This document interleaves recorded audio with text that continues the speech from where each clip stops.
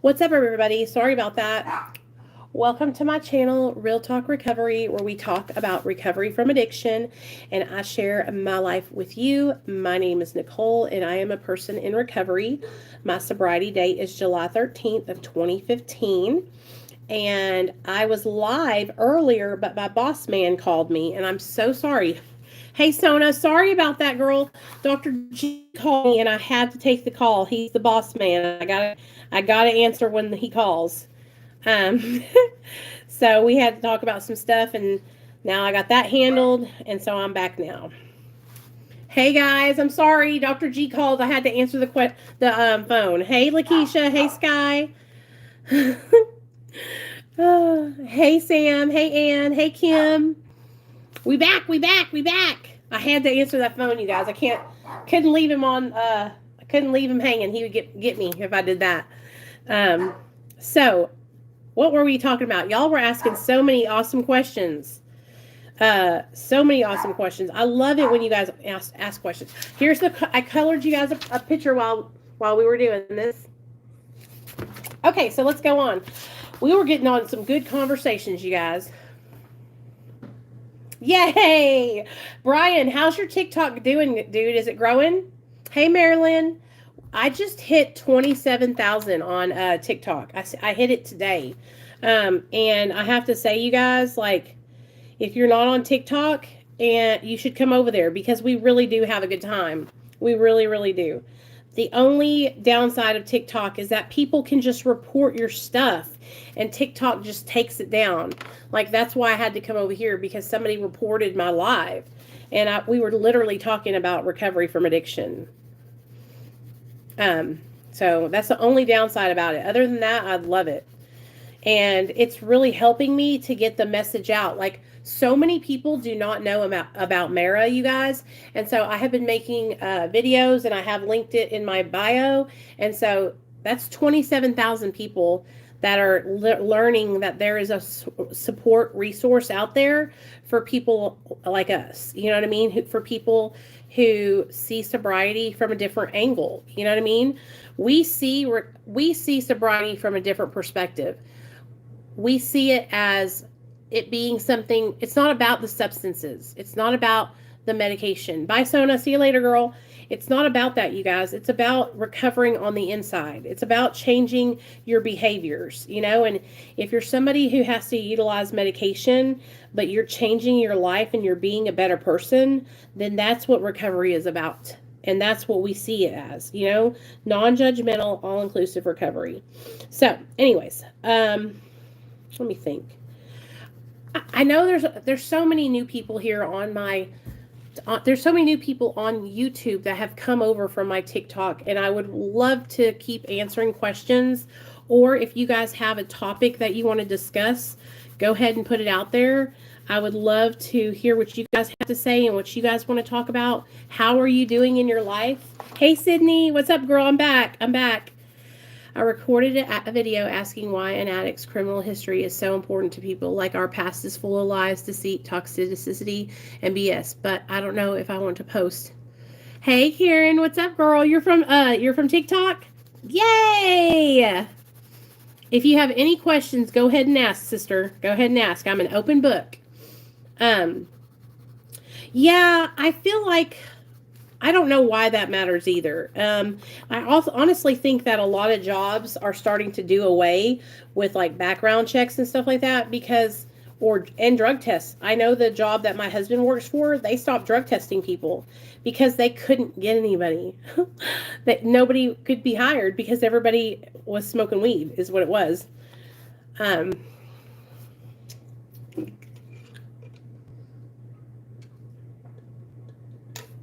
Do you think it's important to talk to your children once they turn into a teenager about addiction? I absolutely think it's important to talk to your children before they get to be teenagers. Before. Okay, hear me out. My little boy is 6 years old, and there are kids that are 7, 8 years old who are coming to school with weed and stuff like that. And so I think it's important to educate your children as soon as you can. Like my son, I'm teaching him about addiction. I'm teaching him about substances and how drinking alcohol can affect your life. And that's where we have started out with. We started out with alcohol because he understands what alcohol is, what beer is. He can grasp that. Hey, that's okay, Christopher. Welcome. I'm so glad you're here. I want to talk about starting my new ADHD medicine while maintaining my past addiction. So what are you starting? Adderall? And here's the thing, you guys, like I'm here to bridge the gap between the active addict and the sober addict, okay? So if you're actively using drugs, you are welcome here. I want you to come in here and I want you to feel safe. I want you to feel not judged. I want you to know that we're here to support you. I want you to know that we've been there. We know what you're going through. We know how you feel. Okay? And I know that right now you might be enjoying using drugs, but I just want you to know that eventually you're going to get to a point where you don't enjoy it anymore. And when you get to that point, I'm here for you. So, Karen, tell me about your situation with Adderall. Were you a meth addict? Were you addicted to stimulants or were you addicted to opiates? I have ADHD in my... Christopher, do you think that... Do you drink because you're unhappy? Are you drinking because you want to change the way you feel? What's the deal? Asperger's. My nephew has Asperger's. I love that. Welcome. I love you already. My nephew, he is 16 years old and he has Asperger's and he's so freaking smart, dude. He's like a genius. And the only thing that he struggles with is socializing with people his age. He can talk to me and my mom and dad and my sister and everybody just fine, but when it comes to kids his age, he feels he's kind of awkward. But other than that, he's straight, man. He makes good grades in school. He's driving. He's super duper smart. And he's never done drugs because my sister was addicted to drugs when he was like 2 or 3 years old. And so he saw what it did to my sister and he has not gone that route. So I'm so fucking proud of him, dude.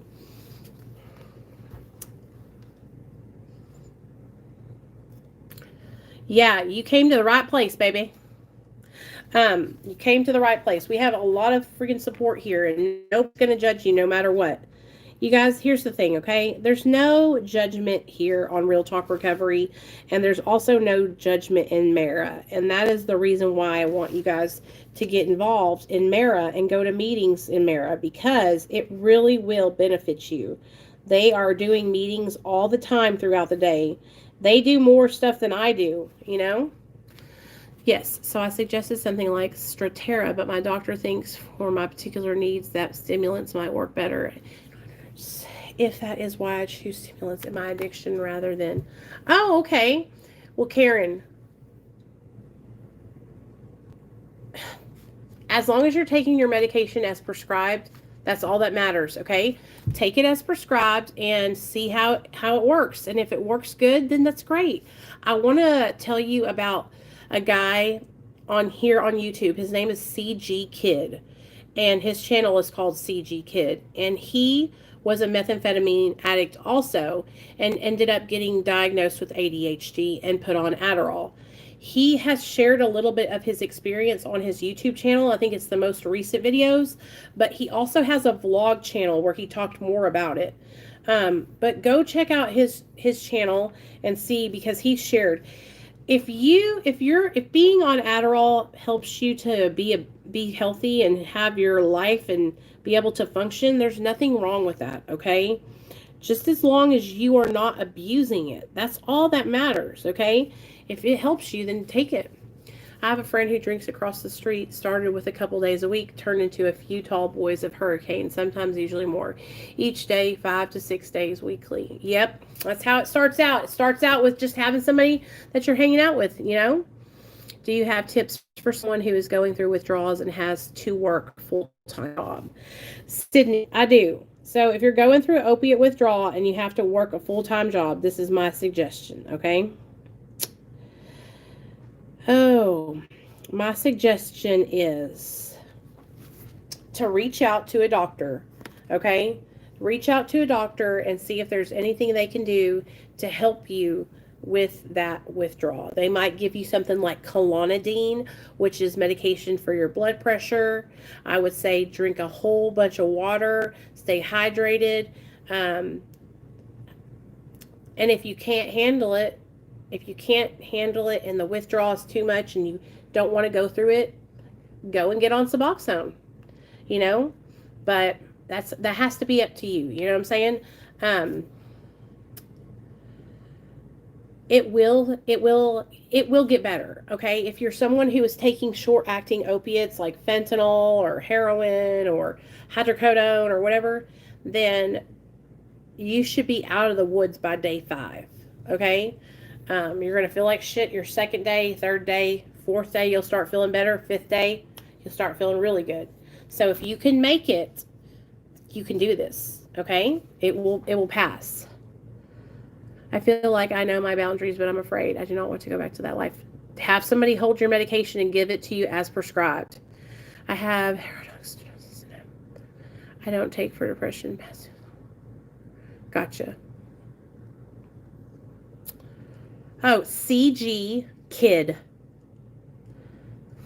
There are rumors that this person is using me for money to buy mine and his beer. He's a good dude, just not sure totally about all. And he and I talking about slowing down drinking. Hey, Chris, listen to me, okay? He should be able to fund his own drinking. And so if you're buying the drink all the time, that's not fair. You know what I mean? So I think you should maybe look into that, because you don't have to buy anyone's friendship with alcohol, okay? You don't have to buy anyone's friendship, period. And so if he's really somebody, hey, Amanda, if he's really somebody that is your friend, then he'll understand if you say, no, I'm not going to buy this round, And so, and I want you to also understand something, that when we're drinking and we're using, we want someone else to be there with us so we don't feel so alone, right?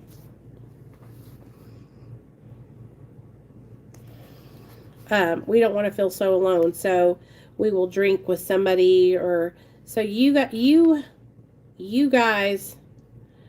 the alcohol eventually can become a problem, so you don't want to get to that point, okay? I just love you too, girl. I just love you too. So that's what I would do. I would say, man, you need to buy your own beer. I'm not buying it no more. And if you guys both want to slow down on drinking, then you should, invite him to come hang out with us and do some meetings with us.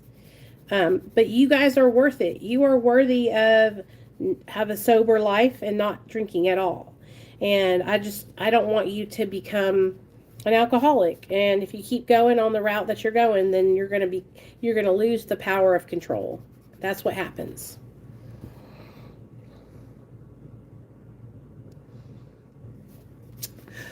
We were over on TikTok, you guys. What I had been going live about over there was I shared this video about my experience shooting methamphetamine, and it went off. Everybody was watching it. And so there was over 100 comments on the video, and so I was answering all these comments back like wild. It was crazy how many people were commenting, but I want people to know that, I'm not going to judge you, that I have been there, and I know what it feels like, and I do the best I can, you guys, to help people. I will give you resources. If you need help, I will give you resources. You know what I'm saying? But what you do with those resources is up to you. I can't make you get help. I can't make anybody get help.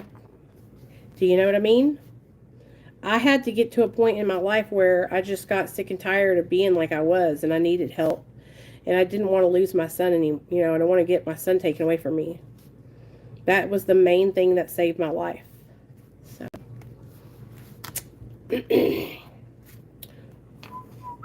What are y'all doing? What y'all got to talk about? Tell me something good.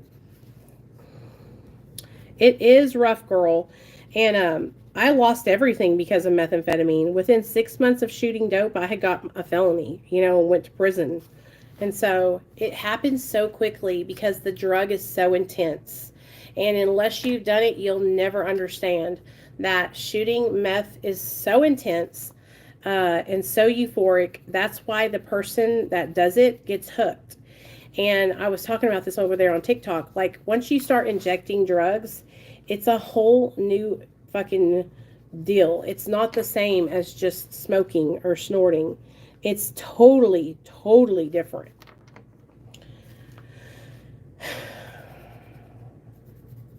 Addiction sucks any way there is, but the pull when you're using IV, there's nothing like it. You're gonna be on it. It is a whole nother world. And that's what I finally started to realize when all those people that were using IV, and I was in the other room and they were using IV, and they were coming out of the room and they were looking like they were so much more high than me. It's because they were. It's because they were higher than me, And honestly, sometimes I think back to that time and I wish I had never tried it, but I know that I went through what I went through to help people, Oh my gosh, I was just watching my video on my heroin use on my channel, and then I started watching this, and this is what you're talking about. Hey, beautiful basket case, what's up? Your first time using IV, were you scared to do it? Oh gosh, Sydney, the first time I ever shot up was that methamphetamine that night, and I was already really high. And so I remember putting my arm out, and my friend was like, or the girl that I was shooting up with was like, okay, girl, take a deep breath, because this is going to be intense. They kind of set me up for it. And then when they did it, I was just, the minute it hit my bloodstream, like, I can't even explain it to you any other way than that. It was so euphoric. It was just so strong. Like, my hair felt like it was growing. My heart started pounding out of my chest. My pupils went, I went, and started coughing. My face and my neck turned blood red. It was so strong.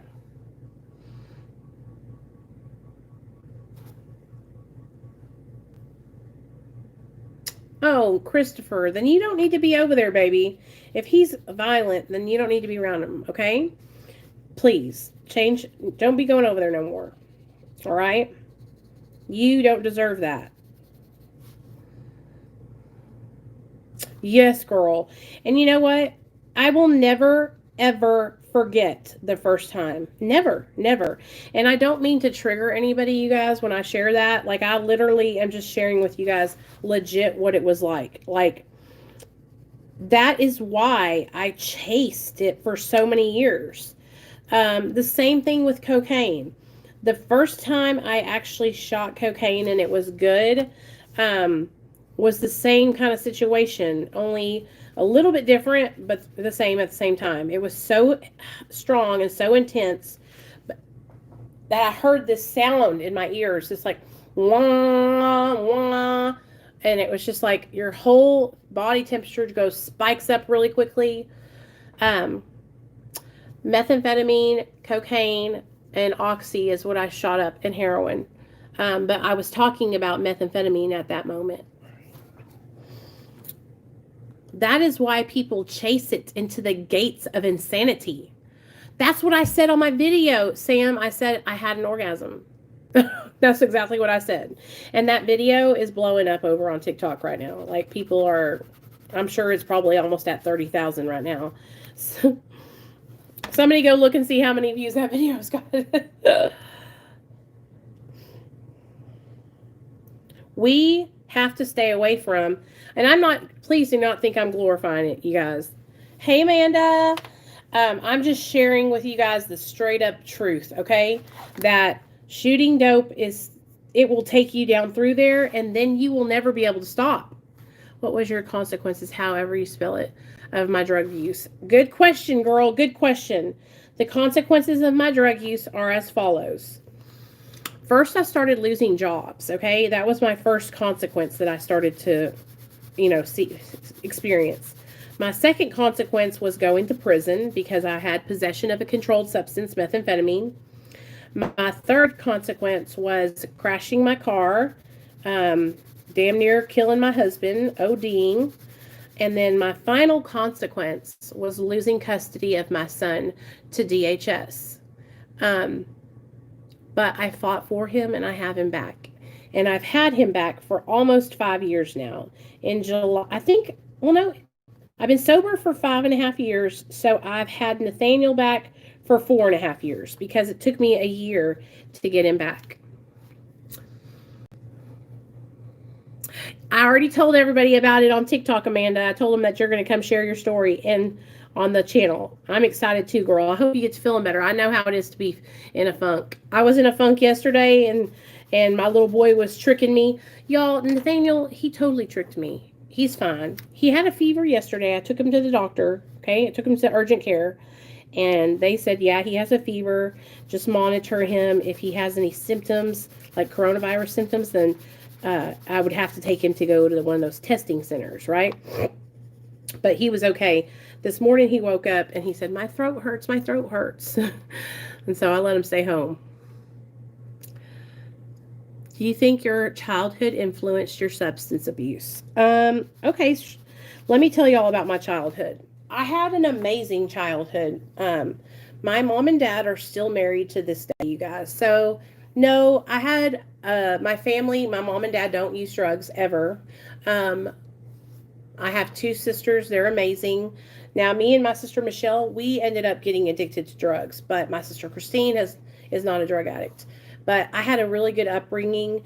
I lived in the same house for damn near 27 years. I went to the same school into 12th grade. So no, it wasn't that. It was just, honestly, my addiction started, you guys, because of my low self-esteem, low self-worth, and then the want to fit in with the people I was hanging out with. I was dating a guy who was a little bit older than me, and he smoked pot. And so I started smoking pot with him and drinking alcohol. And then that slowly, got worse, and I started doing cocaine and then methamphetamine and then benzos and opiates. But, it was, my addiction I was already an addict before I ever drank or used drugs. Hear me out, okay?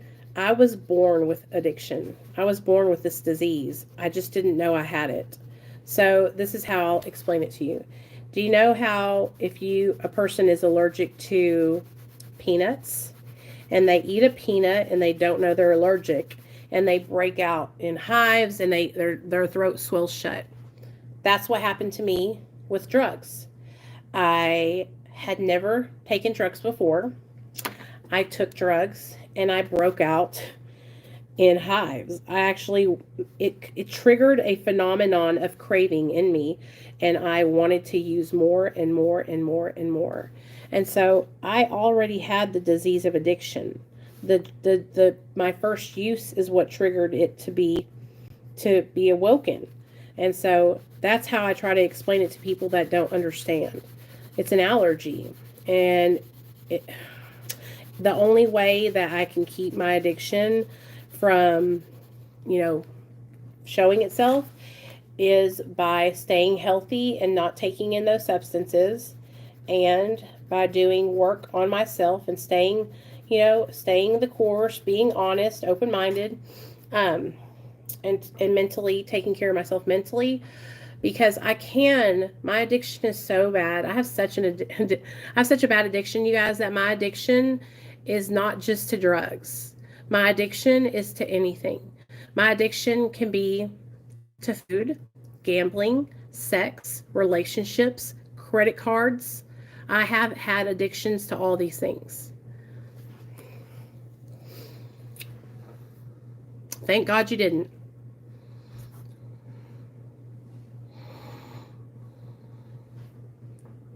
I did not, Like, I literally, you guys, seriously, like, drugs were just a symptom because drugs were just a symptom of me, of the disease of addiction in me. They were just what I did. Like, I have an addiction. I have the mental illness of addiction.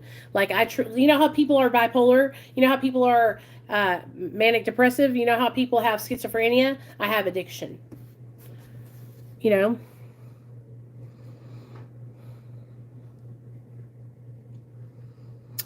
Would I consider myself borderline OCD?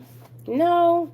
I mean, I have a little, I've never been diagnosed with obsessive compulsive disorder, but I have a little bit of some kind of obsessive compulsiveness. But I've only been diagnosed with depression and a generalized anxiety disorder. But my dad has OCD, and so does my sister, and she's bipolar, and my sister has a bunch of different stuff. But I've never been fully evaluated like my sister has. Well, no, I've had 3 psychological evaluations, and they've always come out as depression and generalized anxiety disorder.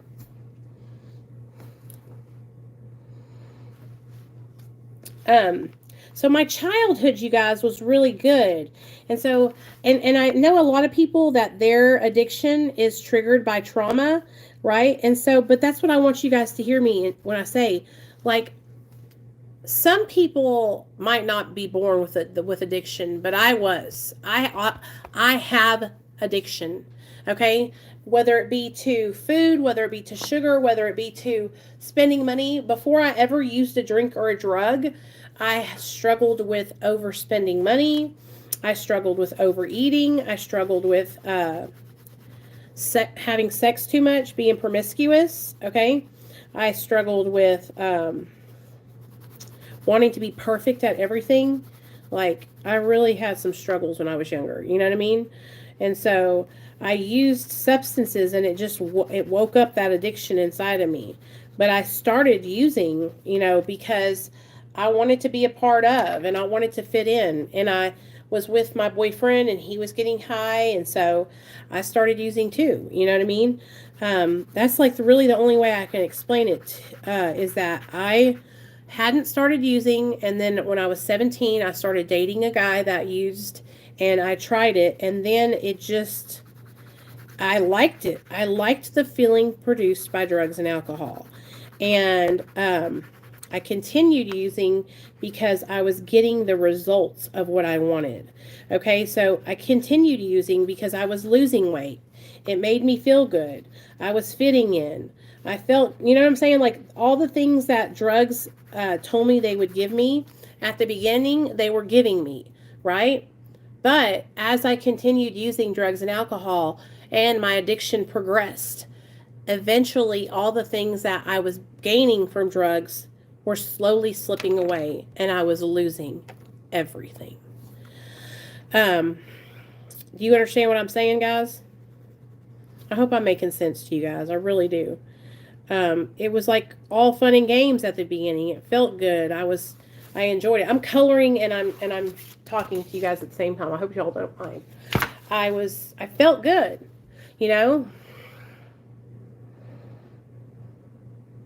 Yeah, I did cognitive behavioral therapy many different times, girl. I actually went to a prison that did CBT. And what we would have to do is hold each other accountable. This is a whole story I could tell y'all. Okay, so when I went to prison in 2009, here we go. Y'all get ready. When I went to prison in 2009, I remember when I got in trouble, I was so scared, you guys. I was so scared, okay?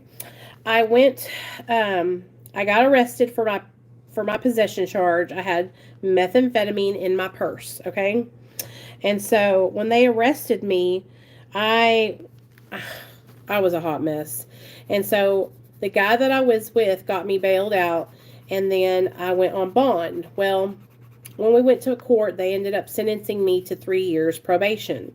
Well, honey, I couldn't even make it a year, okay? I couldn't stay sober. I could not stop using drugs. I tried every combination. I've told you guys this before. How many of you guys have tried everything to use drugs? Every combination known to man. I'm going to try and just smoke weed, just take pills, just shoot dope, just eat Xanaxes. I remember there's this one point where I was trying so hard to stay sober off of everything else, and all I was doing was drinking every single day. Baby, that did not go well because then I had to drive to work. I was working at Sonic as a manager, and I was drinking a 40 of OE on the way to work, driving my car down the road.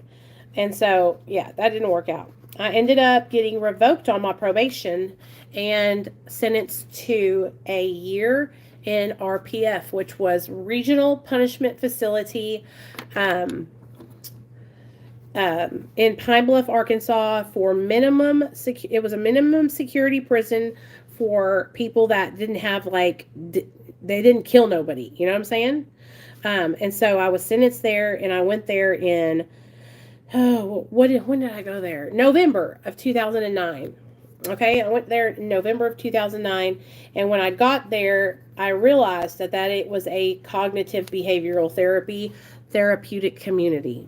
Okay, and so when I got on the compound, what they do is they assign you a job, and so when I got there, they assigned me to laundry. Or no. They assigned me to CWC, which is the compound work crew, okay? Where you do like mowing lawn, build buildings, all kinds of stuff like that.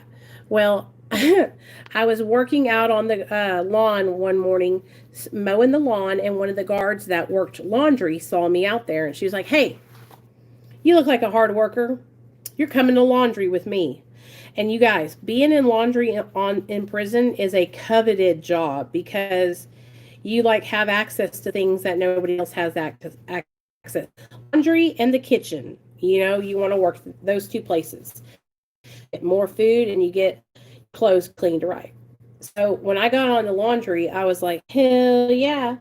Well, I had only been there for about a week, and I was starting to learn the ropes. And the ropes were that you had to report people for bad behavior. And what I mean by report is, every weekend or every Friday we would have court.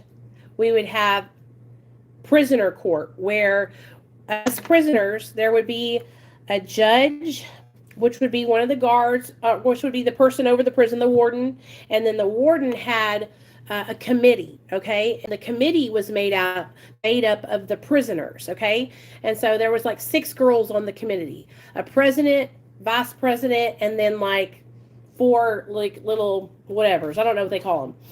And so you would have to write you would have to write a ticket on people for doing bad behaviors. And the only way that you were going to get out of prison the only way you could graduate the program is if you wrote somebody up. You had to write up a certain amount of people, because that showed that you were holding others accountable, and that you were not practicing your old criminal ways. So the old criminal ways is the snitches get stitches, right? And so this was supposed to be a way of retraining our minds not to think in that way, where we are in our own criminal ways, okay? And so we had to write each other up, hold each other accountable, and then we had to do this thing where we would say, say for instance, somebody wrote me up. They would take me to the floor in front of everybody, and that means that we would go sit down in these 2 chairs. Somebody would sit across from me, and I would sit across from them, and I would say, Amanda, I'm pulling you up. This is not about you, but a behavior that I seen you display on Friday, February 2nd at 2 p.m. You outside and you left trash on the ground instead of throwing it away in the trash can. The way this made me feel was upset, because littering is against the law or whatever, right? And then the person would have to take responsibility for it, and then that would be it. You wouldn't, unless it was a really bad infraction, you wouldn't get in trouble. You just had to take responsibility for it and move on. And that was how we that's what we had to do. Now, one time a girl wrote me up for sexually acting out, which meant that she was accusing me of sexually acting out with another inmate. She was accusing me of basically hooking up with another girl. And so that's not good. That is not good. And that can get in a lot of trouble. And so One Friday during the thing, through the process group, this girl took me to the floor for sexually acting out, you guys. And I'm telling you what, I was so thankful because so many people like stuck up for me. But I had to take it. I had to say I take full responsibility for sexually acting out, yada yada yada. But what ended up happening is, three other girls stood up in my defense and said, that didn't happen, and blah blah blah. And somehow, I don't remember exactly what happened, but I didn't get in trouble. I had to take a disciplinary, but it was okay because I was fixing to get out. It was some kind of, it sucked. I had to take the disciplinary though. I remember that. But if you get too many disciplinaries, they can hold you back and you would have to stay longer. But for me, I was what you called a short timer. And that meant that it didn't matter how many disciplinaries I got. I was going to leave on my TE date no matter what. Anyway, I don't know how we got into this, but there was like a therapeutic community and we did a lot of cognitive behavioral therapy with our counselors and stuff. So I hope that helps. I'm an addict. 6 different drugs I became addicted to over the years till it causes sickness without it. Yep, that's right. What else y'all want to know? Give me some questions, y'all. I'm here. Let me answer some questions for y'all. You know what, you guys? Recovery from addiction is possible. And I finally realized that it's possible to do anything that you put your mind to. And that a lot of the things that I struggled with was because I wasn't putting my mind to it. I didn't believe in myself. And now I believe in myself. You know what I mean? I believe that I can achieve anything. And it's all about if I want to achieve it. You know what I mean? And so now I find things that I put my effort into that I love doing. So, you know what? I'm so happy with how Real Talk Recovery has turned out. I know that we went through a little transition there for a little bit. I am coloring, Erin. Look what I colored, girl.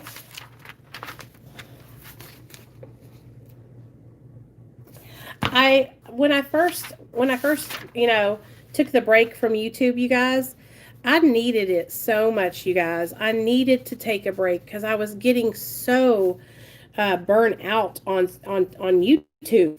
And you know why I was getting so burnt out, you guys? Because I have 6,000 of you guys here. And YouTube was not showing my videos to you guys. And do you know how discouraging that is? When you have people following you and they don't even know that you're uploading your videos. And it just was really making me feel like shit, And then I joined TikTok and TikTok was sharing all my shit. You know what I mean? Like my videos were flying like wildfire over there. And so that's why I was getting so discouraged because I was making these videos and y'all weren't even seeing them. And it just makes me sad because the reason why I make them is because I want y'all to watch them. I want y'all to I want us to be able to be a community. How can I build a community if YouTube is not letting my community know that I'm uploading? That's what was happening. And they still do that. They still do that. Like I can go on TikTok, you guys, and I can go live and my live stream will be placed on the For You page, right?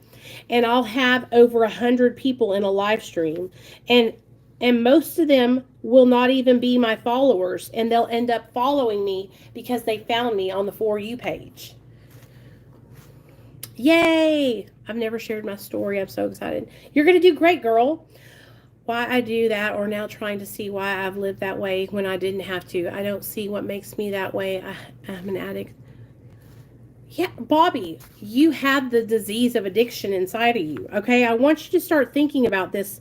I want y'all to think about addiction more as like a mental illness, okay? That's what it is. You have a mental illness and you have to treat it. You know what I mean? And so you're treating it with your therapy and your recovery and your medication, and that's how you stay in recovery is through treating it, it's not like it's not something that a lot of people think that addiction is like a moral failing. Oh, you're just doing this because you want to do it, right? You just want to do it. You're just getting high because you want to hurt everybody. And listen to me. I used to think that because I would get so upset with my husband. I would be like, he just must not love us. That's why he's doing this. But then I had to remind myself, you guys, no, no. This is the disease of addiction. You know, this is what it does. It has us choose things and do things that we're not proud of. But as long as I'm treating my addiction, I can keep it in remission. I just saw somebody comment that. That's what I'm talking about.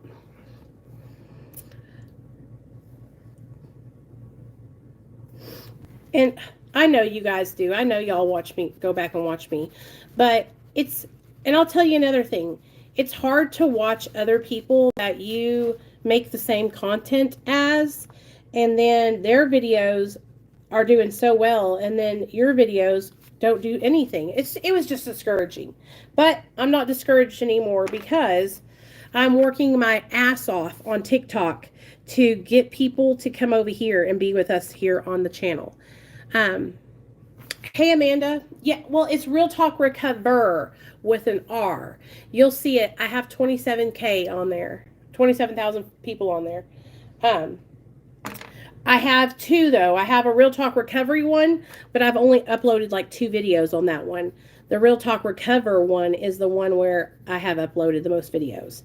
I'm going to start using that second account so that way I can have a backup account and people, hey, thanks. You're so, Ramy, I love you. Tell Becky I said hi.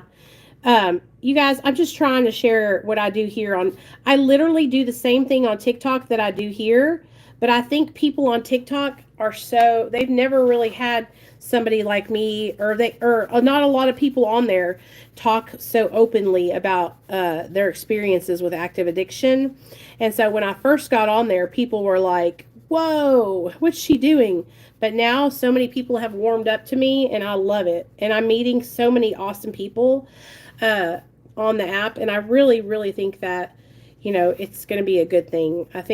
I love it. I love it. Oh, we're all, listen to me, you guys. Ramy just hit what? Ramy, you're about to hit 2,000, aren't you, Ramy? You guys, listen to me. My boy Ramy is on there, and he is going on. He's blowing up on there. See, I told you, anybody can, listen to me. Just be yourself, okay? Just be yourself. You are worthy, and you have a lot to bring to the table. And so any of you guys can do this. Any of you guys can make content and share about your recovery. Any of you guys, So don't ever think that I'm like y'all can do the same thing, okay? Exactly. I'm not special, okay? And you know what? I'll tell you who inspired me to make my channel. You guys know that girl, Tiffany Jenkins? I used to watch her all the time before I started my YouTube channel. And she inspired me to start telling my story. So, there's always going to be somebody out there that inspires you. And so if I'm that somebody for you, baby, get it going on. Go make yourself a TikTok. Make yourself a YouTube. Start sharing your story. Same, Amanda. I was the same way, but I did go to meetings, so I guess I talked to somebody. My sponsor, I had to go to 3 meetings a week when I first started out.